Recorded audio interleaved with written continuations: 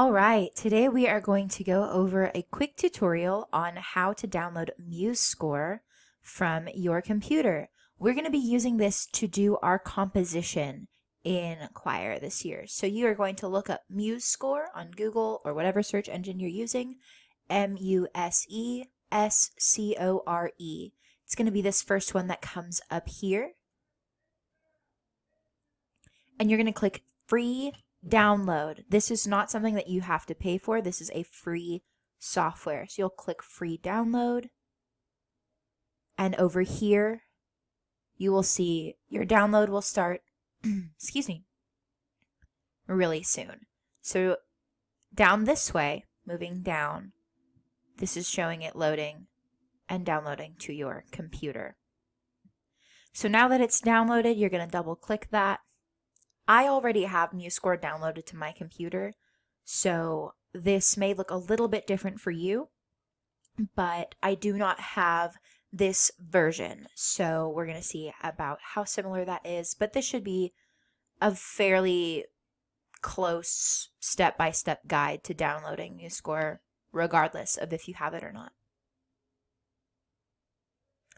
Sweet, so when all of that is done, this says drag the Musescore icon onto the applications icon.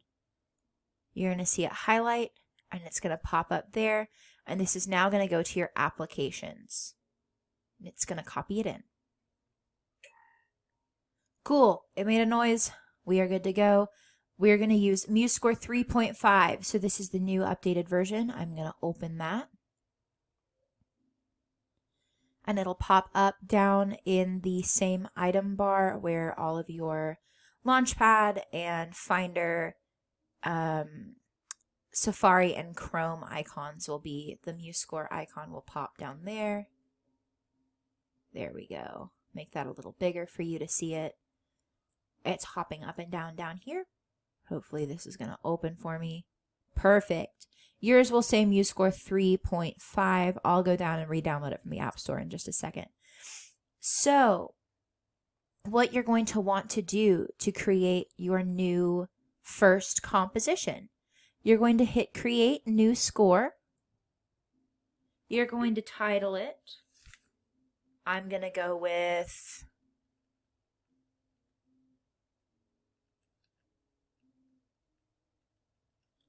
Composition number 1,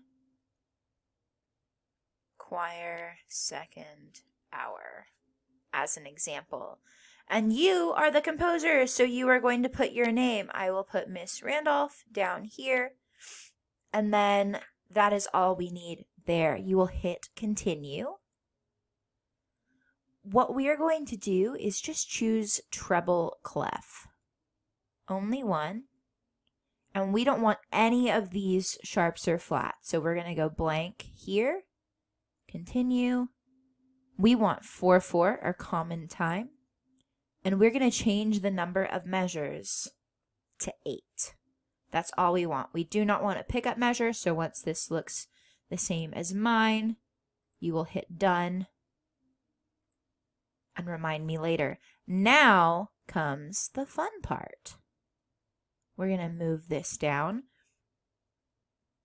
Up here are all of the tools that you need. You see that these are all full of whole rests, and we have some limitations and guidelines on what we need to do.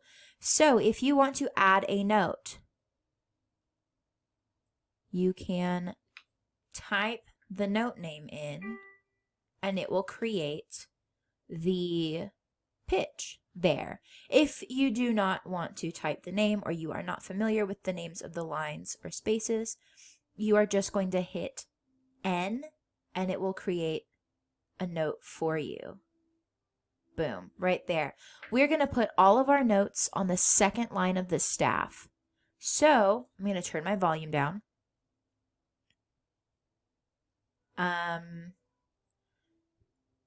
So we're going to have, let's say I want a quarter note, a quarter rest, and then I would like this to be a half note.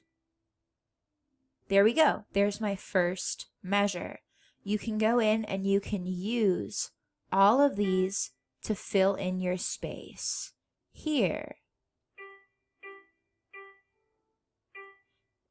they're all going to be on the same line.